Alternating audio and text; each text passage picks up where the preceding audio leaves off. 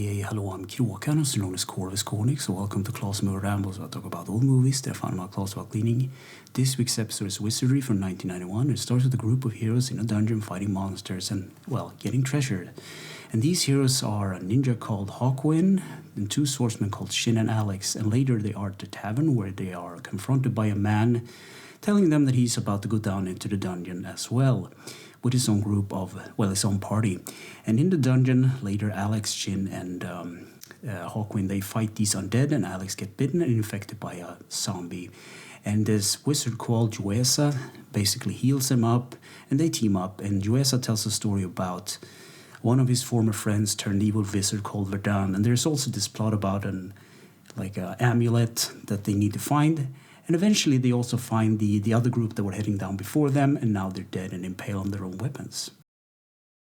Later on, the group faces against a couple of greater demons. They also find a woman and a devilish creature, and they dispose of the devilish creature.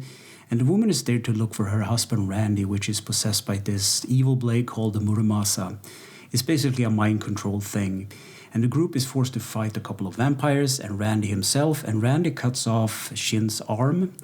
And Randy explodes via a spell, and Shin's arm is put back again by another spell. So this anime is full of spells and stuff, and it's kind of cool. And after all the commotion, Shin picks up the blade for himself, the Muramasa blade. Another group is forced to fight against Verdun and his vampire lord.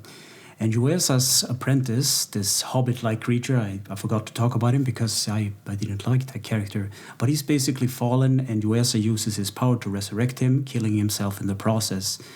And filled with all this determination, Shin uses the Muramasa blade, somehow controlling it, and he cuts Verdun in half, and the amulet gets destroyed in the process, and the dungeon falls apart, and later the group is outside burying the dead, and that's pretty much the end of the episode. So what did I think of this OVA? It was well made and I enjoyed it. And I liked the whole idea because this series was inspired by a computer game of all things. It's a bit like D&D. It's called Wizardry, obviously. They share the same name, and it's a long-running series on DOS and old PC. Another thing that I like about the YouTube version of this, at least, is that when a character shouts a spell, it's a little tiny subtext in the corner that says what the spell does, and that makes a whole lot of sense because as a viewer, you have no idea what these spells does. Otherwise, you're just like, okay, something happened.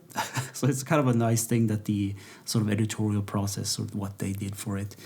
I don't think I can recommend it, but maybe if you like Final Fantasy and like the Wizard RPGs, maybe you enjoy this, I don't know.